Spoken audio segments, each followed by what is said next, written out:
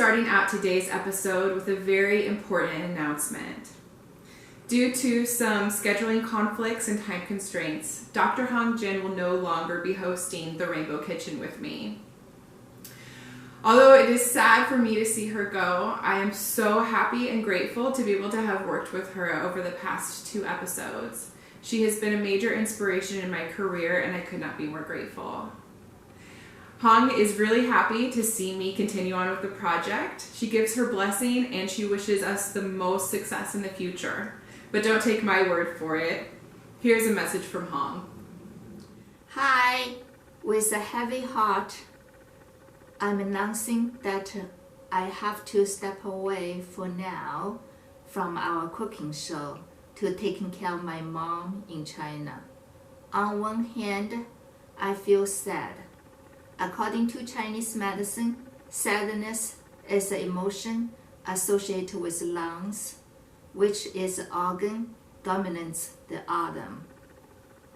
On the other hand, I know my dear partner Kristine will continue share her passion in cooking and her wonderful knowledge to help you harmonizing with the season change and maintain good health and happiness.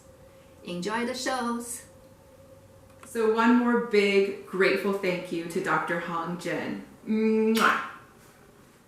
The season of autumn belongs to the metal element, which is associated with the lung and the large intestine. It is during the season that we see nature return to itself in order to prepare for the cold months of winter. So opposite from the springtime where everything was moving up and out, during fall things are moving in and downward. So we want to select foods that are going to mimic that same direction of coming down and consolidating energy. In addition to that, because this season is associated with the lung, we do see more lung type diseases. This is the beginning of cold and flu season. So during the season, the lung is more susceptible to invading pathogens. If you're living in a cold and damp climate, then we're going to want to eat foods that are more acrid and dispersing to help to protect the lung against cold and dampness. If you're in a climate that's more dry, then you want to focus on foods that are going to be more nourishing and moisturizing for the lung. I designed today's recipe to be a good balance of acrid ingredients and also lung nourishing ingredients. So we're going to have ingredients that are help to protect against the cold and the dampness that can happen during the fall time, and also ingredients that are going to help to nourish and moisten the lung in order to make it stronger and more resilient to pathogens and protect against any dryness. So we're going to be roasting some vegetables in the oven. We're also going to be cooking up some grains on the stove. So on the stove, we're going to start with millet right here, which has a down-bearing effect. Remember, down-bearing is the direction that we want in the autumn. We're going to cook that up with some corn. Corn helps to balance fluids in the body, so it's going to help to keep our fluid metabolism strong so that the lungs can stay nourished and moisturized. We have peanuts and pine nuts that we're going to cook together with the millet and the corn. These are both yin nourishing ingredients, so again help to nourish and moisten the yin of the lung. And we're going to cook that up with some ginger, which is an acrid ingredient. It's also warm, so it's going to help to warm our insides and help to promote the dispersing of the lung. And then in the oven, we're going to roast up some cauliflower. We have fennel and carrots, which are warming, help to keep the inside of the body warm as the temperature cools down. I roast that up with quite a bit of garlic. I've got two full heads here. Garlic is a warm and an acrid ingredient, so it's going to help to disperse the lung. Garlic has tons of antimicrobial, antiviral, antifungal properties. So it's really good to eat in the fall as we come into cold and flu season. So if you're a garlic lover, now is the time to eat it. Then we also have some lemon to help to balance out the flavor and to provide a bit more of that sour flavor, which helps to consolidate and has that downward motion. And apples as well. Apples are also down-bearing and help to nourish and moisten the lung. So I'm going to show you how to put this all together in order to create a delicious grain bowl that's going to be perfect for those cool autumn nights. Now before we begin, you want to turn the oven on to 350 so it can preheat while we're chopping the vegetables. we're gonna start by washing and then cutting up our cauliflower. So we're gonna remove the stem of the cauliflower first. Now, my favorite part about cauliflower is that when you cut it open, it actually looks like a pair of lungs. So cauliflower is definitely a lung food. So I'm just taking the cauliflower and cutting the florets in half, not being too particular. Like I said, this is all gonna go in the oven and roast up, so it's gonna have a great flavor. So after the cauliflower, we're going to take 2 heads of fennel, just like this, and we're gonna cut them into quarters. Now, when you're cooking with fennel, you probably don't want to eat the fronds. And sometimes when you buy these, you're gonna get fronds that come out to here. And they're really impressive looking and fun to buy, but they're a little bit difficult to cook with because they're very tough. What I usually tend to do is I'll cut them off and I'll throw them in my broth, or like my bone broth when I'm making soup. It really gives a super delicious flavor, and it's the best way to use them if you don't want to waste food. But for the purpose of this recipe, you want to cut them all off. So this is what you're going to throw into your soup pot when you're cooking up your bones. We are going to just cut the very end off right here. We want the pieces to all still be connected, so we're just going to cut out the tough part right there. Then we are going to cut it in half one way, turn it on its side, and cut it in quarters, just like that. So with each bulb of fennel, you should have 4 pieces about this size, and that all goes in the bowl as well. Excellent. All right, so the next we're going to do the carrots. Now, I found these at Trader Joe's, adorable multicolored carrots, already shaved down to really roastable sizes. If you can't find these at your Trader Joe's, don't worry, you can always just use regular carrots and cut them either in half lengthwise or in quarters. You just don't want them to be too thick that they're not going to cook in the oven, but you don't want to cut them too thin that they're going to burn. But like I said, these are the perfect size, so we're not even going to do anything to them. We're just going to add them. Now, when you guys decide that you want to make this recipe, you can find the recipe on my blog if you go to KristineAcupuncture.com, or we also include a link below the video in the description section. So you can just go ahead, click the link, it'll take you right to the recipe so you can see all of the exact measurements so you can recreate this at home. All right, once you have all of your vegetables prepared in the bowl, we are going to take 2 heads of garlic and smash open the cloves. Now, we're not going to chop the garlic. It's a lot of garlic and it's going to roast, so we do want pretty big pieces, otherwise it'll burn. So we're just going to cut the root part off of the garlic. Uh-oh, the last one. All right, so we're just going to cut off the end of both of the heads of garlic. And then we are going to separate each individual clove. And then, like I said, we're not going to chop these. We're actually going to keep the cloves pretty intact. We just need to take the skins off. So lots of people have different ways on how they like to take the skins off of their garlic. The way I like to do it's pretty basic. You can actually just use the palm of your hand. Don't even worry about using the knife. The knife can be a little dangerous. Just take the palm of your hand, put it on top of the garlic clove, and crunch. There we go. It's actually really fun. If you don't mind getting your hands all stinky, you will smell like garlic really good after this. If you have gloves, you can definitely wear gloves to do this. That will help to eliminate the garlic stench. But if you are afraid of vampires, this is an excellent thing to do on a regular basis.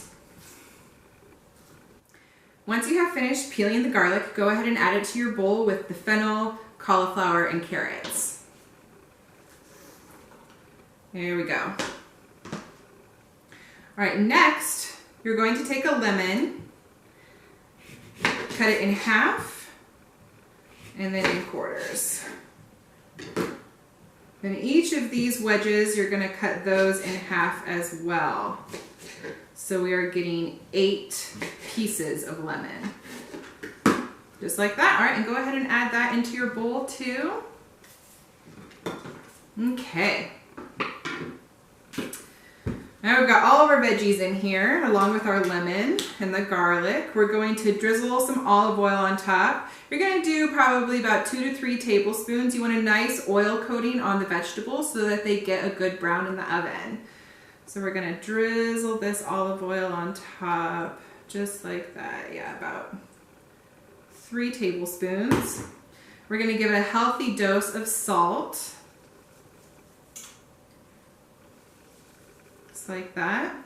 And then you can either take your hands or take a spoon, mix this all together. Make sure that the oil is coating all the vegetables. If it looks like you haven't quite put enough oil, go ahead and add some more. This looks like it could use a little bit more. I'm gonna do a bit more salt on that as well. There we go. Delicious. Now we're going to take a large cookie sheet that we have lined with either parchment paper or aluminum foil. I'm using parchment paper today because that's what we had in the kitchen. Then you're going to take your tossed veggies and pour them out onto the cookie sheet. Just like that. All right, and then just make sure that they are evenly distributed. If it looks like one type of vegetable has kind of conglomerated in the same area, you can go ahead and take your hands and just separate the vegetables. Make sure that there's an even distribution of cauliflower, carrots, and fennel all across the board. This looks gorgeous. So we preheated the oven to 350. You're going to roast this for 45 minutes. Then we're going to stir it up and finish it off for about another 10-15 minutes. So while this is roasting, we're going to work on the base for our grain bowl. So we're going to start with half a cup of millet, which I already have in the pot right here. Now to prepare the millet, you do want to soak it overnight or during the day if you're going to make this for dinner. Soaking the millet for several hours helps to soften it, make it easier to cook. It also helps to make the nutrients more available in the millet. So you're actually getting more nourishment when you do soak your grains. So I took half a cup of millet, I soaked it in water for several hours, and then I just poured off the water. So you're just gonna have millet that looks like that. See that? So to the millet, we are going to add corn from 2 fresh cobs of corn. Now it's really easy to get the corn off the cob. All you do is you take your knife, you take your corn, and you just gently, whoop, making a mess. That's all right. We have fun in the kitchen. And just gently cut the kernels off of your cob of corn. Oh, look at this delicious, juicy corn. There is just nothing better than a fresh cob of corn. All right, once you have all of your kernels cut off of the cob, we're just gonna put this into the pot with the millet.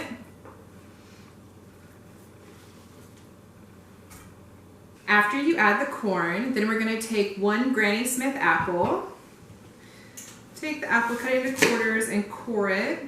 There's lots of ways to cut an apple. If you have a preferred way, go right ahead and cut it your way. I know some people could be particular about that kind of thing. All right, once we have the apples in quarters, we're gonna cut them into 8ths, and then you're gonna take that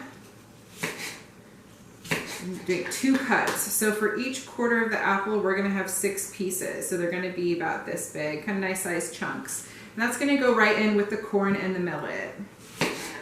The apple provides some of that sour flavor, and it is also down-bearing, similar to the millet. So those are the 2 main ingredients that are gonna really help with that coming in and consolidating for the winter time. And then we're gonna take a 1/4 cup of peanuts, add that in, and we're gonna take a 1/4 cup of pine nuts. Now I have right here about a ½ tablespoon of chopped ginger. We're gonna add that into that as well. And then we're gonna do about a ½ teaspoon to a teaspoon of salt. Now you can always add more salt at the end if you want, but you don't want to over salt it during. We're only adding salt to help to bring out the natural flavor of the food. All right, once you've added all of the ingredients, then we're gonna mix them all together. And then we're going to add 1 cup of fresh water. Go ahead and give it one more stir just to make sure that everything is distributed evenly. So you're going to heat on the stove over medium-high heat until we reach a boil. We've reached a nice boil right here. We're going to keep the lid on. We're going to turn it down to medium-low. And then we're going to let it simmer for about 15 minutes. All right, while our millet and corn is still simmering, the veggies in the oven have been cooking for 45 minutes. So we're going to take them out of the oven. They're just starting to brown. Oh, wow. Those look gorgeous. Now we're just going to give them a quick toss. And then we're going to pop them back in the oven for another 15 minutes.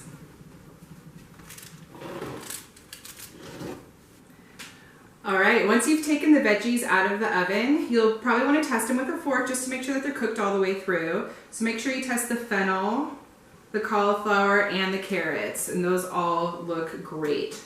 So next we are going to dish up. So we're gonna do the base of the corn and the millet.